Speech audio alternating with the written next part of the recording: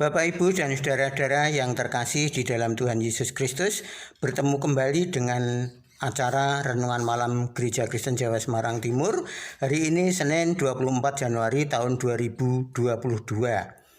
Harapan kami Bapak, Ibu, dan saudara dalam keadaan sehat dan selalu diberkati Tuhan. Sebelum kita mendengarkan firman Tuhan, mari kita berdoa. Tuhan Allah Bapa kami yang bertahta dalam kerajaan surga yang mulia, kami mengucap syukur karena Tuhan telah memberikan waktu untuk kami menerima sabda Tuhan pada malam hari ini. Terima kasih Tuhan kalau sepanjang hari ini dari pagi, siang, malam Tuhan telah memberkati dalam segala aktivitas pekerjaan kami masing-masing. Dan saat ini kami akan menerima sabda Tuhan, kiranya buka hati kami, lembutkan hati kami, dan Tuhan mengertikan hati kami supaya apa yang keluar dari firman Tuhan dapat kami terima dan kami percaya dan kami akan melakukan di dalam kehidupan kami masing-masing. Berfirmanlah ya Tuhan, kami siap mendengarkan. Di dalam nama Tuhan Yesus Kristus kami berdoa dan mengucap syukur. Haleluya. Amin. Bapak, Ibu, saudara yang terkasih dalam Tuhan Yesus Kristus, renungan pada malam hari ini tertulis di dalam suratnya Rasul Paulus kepada jemaat di Korintus pasal yang ke-14 ayat 1 sampai 12. Namun saya akan membacakan ayat yang pertama sampai ayat yang kelima yang demikian firman Tuhan. Sekali lagi tentang karunia roh. Kejarlah kasih itu dan usahakanlah dirimu memperoleh karunia-karunia roh, terutama karunia untuk bernubuat. Siapa yang berkata-kata dengan bahasa roh tidak berkata-kata kepada manusia, tetapi kepada Allah. Sebab tidak ada seorang pun yang mengerti bahasanya. Oleh roh ia mengucapkan hal-hal yang rahasia. Tetapi siapa yang bernubuat, ia berkata-kata kepada manusia. Ia membangun, menasihati, dan menghibur. Siapa yang berkata-kata dengan bahasa roh, ia membangun dirinya sendiri.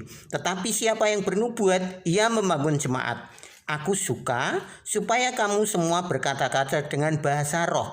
Tetapi lebih daripada itu, supaya kamu bernubuat. Supaya orang yang bernubuat lebih berharga daripada orang yang berkata-kata dengan bahasa roh.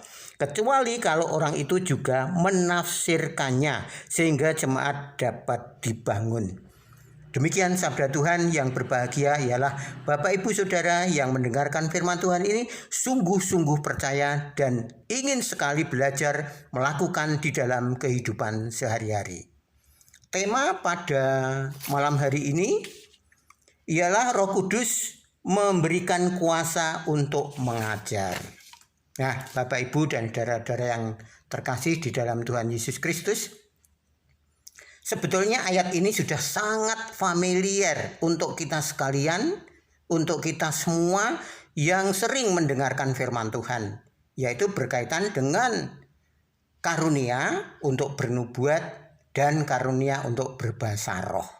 Ya, sebelum kita mendengarkan dari ayat 1 sampai ayat yang kelima, kita akan mengulas terlebih dahulu suratnya Rasul Paulus kepada jemaat di Korintus pasal yang ke-12 ayat yang ke-7 sampai yang ke-10.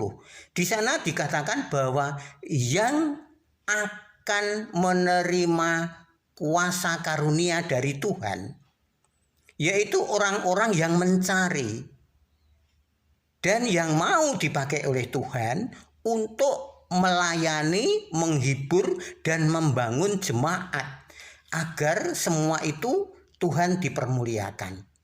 Nah, Bapak, Ibu, dan saudara-saudara, karunia itu berbeda-beda tetapi dari roh yang sama, roh yang satu, yaitu rohnya Tuhan sendiri, yaitu Roh Kudus. Karunia untuk mengajar, karunia untuk berbahasa roh, karunia untuk bernubuat, karunia untuk menyembuhkan, karunia untuk mengadakan mujizat, dan lain sebagainya. Itu semua untuk membangun jemaat. Nah, memang Bapak, Ibu, tentu Tuhan itu mempunyai rencana. Mengapa karunia itu banyak sekali? Ya, agar setiap orang yang percaya itu menjadi rekan sekerja Allah dan mau dipakai oleh Allah untuk kemuliaannya melalui karunia-Nya masing-masing. Ya, Bapak, Ibu, dan saudara-saudara yang terkasih di dalam Tuhan Yesus Kristus, pasal yang 14 ayat 1 sampai yang kelima ada dua hal yang penting yang kita perhatikan. Yang pertama tentang karunia berbahasa roh. Rasul Paulus mengingatkan, Rasul Paulus memberikan suatu peringatan kepada jemaat di Korintus pada waktu itu dan kepada kita semua. Yang pertama tentang bahasa roh. Ya, bahasa roh itu baik, tetapi kalau ada yang menafsirkannya dan itu dimengerti oleh orang-orang yang pada waktu itu mendengarkan. Jadi kalau berbahasa roh hanya untuk dirinya sendiri itu tidak akan berguna, karena bahasa roh itu adalah bahasa orang tersebut dengan Allah sendiri. Nah, itu yang pertama. Jadi bahasa roh itu baik kalau ada yang menafsirkannya dan itu untuk membangun jemaat. Yang kedua Bapak Ibu, berkaitan tentang bernubuat atau menyampaikan firman Tuhan, yaitu yang lebih penting. Karena apa? Firman Tuhan yang disampaikan tentu untuk menghibur, membangun, menasihati, memperingatkan, memberikan berkat dan lain sebagainya. Untuk jemaat, untuk membangun jemaat itu lebih penting daripada kita berbahasa roh. Memang dari gereja kita tidak menekankan tentang bahasa roh, tetapi karunia yang telah diberikan Tuhan kepada kita semua itu yang harus kita perhatikan. Sekecil apapun karunia yang telah Tuhan berikan kepada kita, jangan kita buang, jangan kita pendam, tetapi kita pelajari, kita sinau, kita untuk memuliakan nama Tuhan.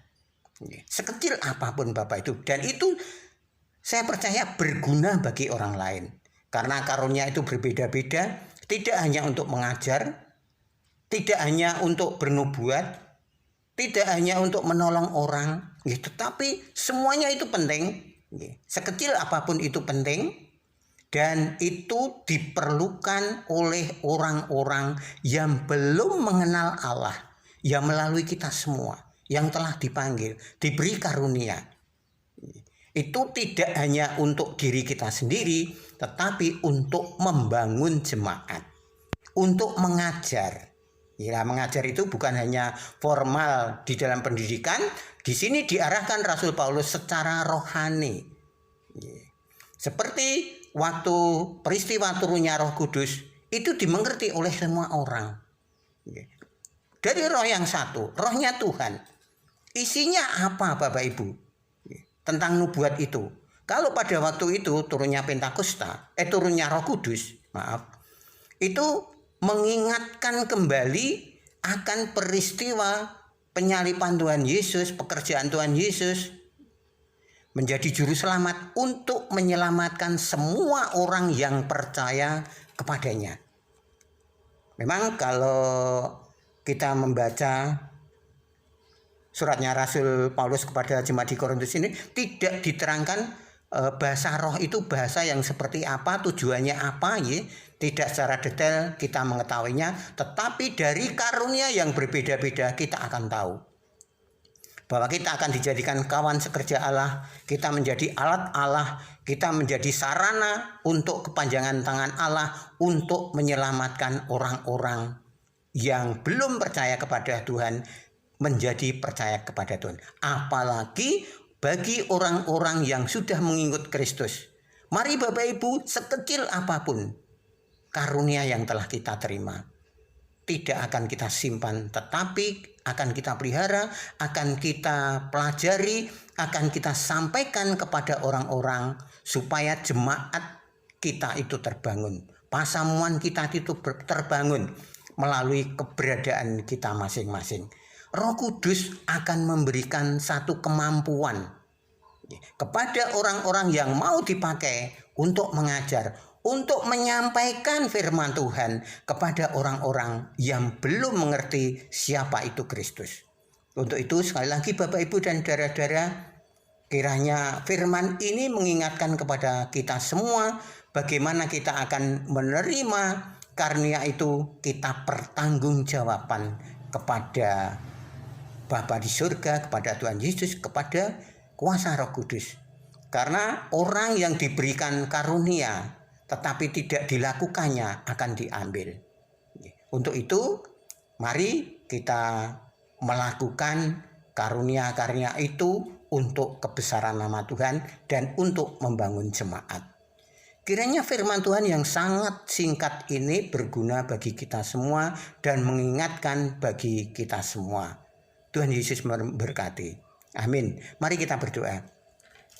Tuhan Allah Bapa kami yang bertahta di dalam kerajaan surga, kami mengucap syukur kalau Tuhan telah berfirman mengingatkan kepada kami semua tentang karunia yang telah Tuhan berikan kepada kami semua. Apapun itu Tuhan, kiranya Tuhan akan selalu memakai kami melalui kuasa Roh Kudus-Mu untuk membuat karunia itu berguna bagi orang lain, tidak hanya bagi diri kami sendiri.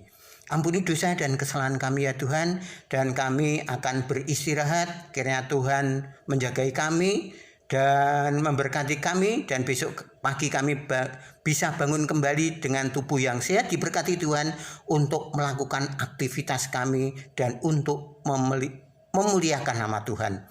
Ampuni segala dosa dan kesalahan kami, kehendak-Mu ya Tuhan yang terjadi di dalam kehidupan kami, bukan kehendak kami manusia. Di dalam nama Tuhan Yesus Kristus kami berdoa dan mengucap syukur. Terima kasih Tuhan. Haleluya. Amin. Selamat bertemu kembali dengan acara renungan malam yang berikutnya. Tuhan memberkati.